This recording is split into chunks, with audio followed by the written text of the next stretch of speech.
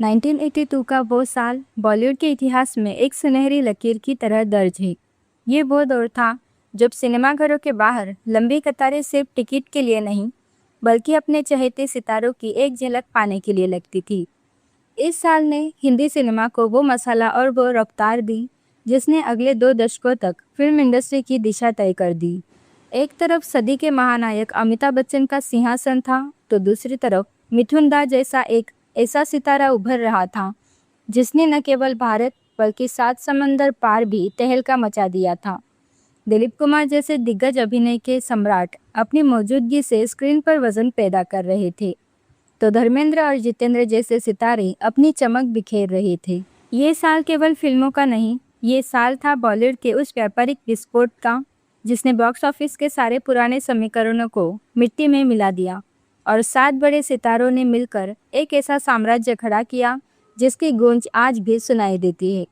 80 के दशक की शुरुआत में बॉलीवुड एक बड़े बदलाव के दौर से गुजर रहा था। 70 के दशक में जिस एंग्री यंग मैन की छवि ने पूरे देश को अपना दीवाना बनाया था, अब उस छवि के साथ साथ दर्शकों को कुछ नया और कुछ ज़्यादा भव्य चाहिए था। 1982 वही साल बना जहां मल्टी स्टारर फिल्मों का चलन अपने चरम पर पहुंच गया। निर्माताओं को समझ आ गया था कि अगर पर्दे पर 2 या 3 बड़े सितारों को एक साथ लाया जाए तो बॉक्स ऑफिस पर नोटों की बारिश तय है। इसी सोच ने विधाता और सत्ते पे सत्ता जैसी फिल्मों को जन्म दिया। इस दौर में एक्शन सिर्फ मुक्कों तक सीमित नहीं था, बल्कि उसमें भावनाओं का तड़का और सुरीले संगीत की चाशनी भी घोली जा रही थी। जितेंद्र और श्रीदेवी की जोड़ी ने दक्षिण भारतीय फिल्मों के रीमेक के जरिए एक नया रंग भरा, तो वही धर्मेंद्र का बेबाक अंदाज और शत्रुघ्न सिन्हा की कड़क आवाज़ ने सिनेमा हॉल की तालियों को कभी थमने नहीं दिया।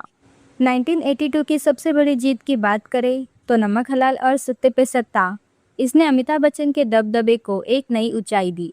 नमक हलाल में अमिताभ का वो कॉमिक अंदाज और English is very funny language वाला डायलॉग आज भी लोगों की जुबान पर है। प्रकाश मेहरा के निर्देशन में बनी इस फिल्म ने साबित किया कि अमिताभ सिर्फ लड़ना ही नहीं जानते, बल्कि वो दर्शकों को हंसा हंसा कर लटपट भी कर सकते हैं। दूसरी तरफ राजन सिप्पी की सत्ते पे सत्ता ने 7 भाइयों की अनोखी कहानी के साथ दर्शकों का दिल जीत लिया। इस फिल्म में अमिताभ की दोहरी भूमिका और उनके डरावने विलन वाले अवतार ने लोगों को हैरान कर दिया था। इन फिल्मों ने बॉक्स ऑफिस पर जो कमाई की, उसने डिस्ट्रीब्यूटर्स की झोली भर दी और ये साफ कर दिया कि बच्चन का जादू अभी कम नहीं होने वाला। लेकिन इसी साल एक ऐसा चमत्कार हुआ जिसने पूरी दुनिया का ध्यान भारत की ओर खींच लिया। वो फिल्म थी डिस्को डांसर और वो सितारा था मिथुन चक्रवर्ती।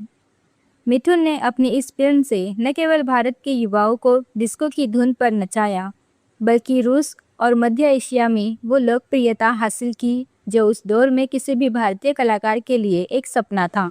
डिस्को डांसर पहली भारतीय फिल्म बनी जिसने अंतर्राष्ट्रीय स्तर पर 100 करोड़ रुपए का आंकड़ा पार करने का गौरव हासिल किया। मिथुन दा का वो अनोखा डांसिंग स्टाइल और बप्पी लहरी का संगीत एक ग्लोबल ब्रांड बन चुका था। इस फिल्म ने मिथुन को रातों रात गरीबों का मसीहा और एक ऐसा इंटरनेशनल सुपरस्टार बना दिया जिसकी बराबरी करना उस वक्त नामुमकिन लग रहा था। 1982 की चर्चा तब तक अधूरी है जब तक हम विधाता का जिक्र ना करें। सुभाष घई के निर्देशन में बनी इस फिल्म ने अभिनय के 2 दिग्गजों दिलीप कुमार और शम्मी कपूर को एक साथ पर्दे पर उतारा। साथ ही इसमें संजय दत्त और पद्मिनी कोल्हापुरे की युवा ऊर्जा भी शामिल थी। विधाता उस साल की सबसे ज़्यादा कमाई करने वाली फिल्म बनी। दिलीप कुमार ने अपने गंभीर अभिनय से ये दिखा दिया कि वो आज भी एक्टिंग की दुनिया के असली बादशाह है। फिल्म के गानों और दमदार पटकथा ने इसे एक कालजयी फिल्म बना दिया। इसी तरह दिलीप कुमार और अमिताभ बच्चन की ऐतिहासिक टक्कर वाली फिल्म शक्ति भी इसी साल रिलीज हुई थी। हालांकि ये फिल्म बॉक्स ऑफिस पर विधाता जितनी बड़ी हिट नहीं रही, लेकिन 2 महानायकों की टक्कर ने सिनेमा प्रेमियों को एक वो अनुभव दिया जो दशकों में एक बार मिलता है। अंत में 1982 का साल बॉलीवुड के लिए एक ऐसी पाठशाला साबित हुआ जहां से बड़े बजट, भव्य सेट और मल्टी स्टारर कास्टिंग की परंपरा मजबूत हुई।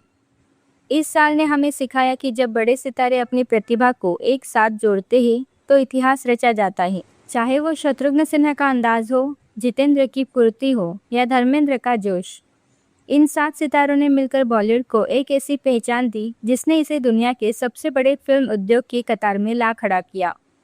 आज भी जब हम उन फिल्मों को देखते हैं तो हमें एहसास होता है कि 1982 का वो बॉक्स ऑफिस धमाका सिर्फ संयोग नहीं था, बल्कि वो उन सितारों की मेहनत थी और दर्शकों के असीम प्यार का नतीजा था, जिसने मसाला सिनेमा को अमर बना दिया। 80 के दशक की कौन सी फिल्म आपको सबसे ज़्यादा पसंद है? हमें कमेंट में ज़रूर बताइए। अगर आपको ये वीडियो पसंद आया हो तो इसे लाइक करें और हमारे चैनल को सब्सक्राइब करना ना भूलें।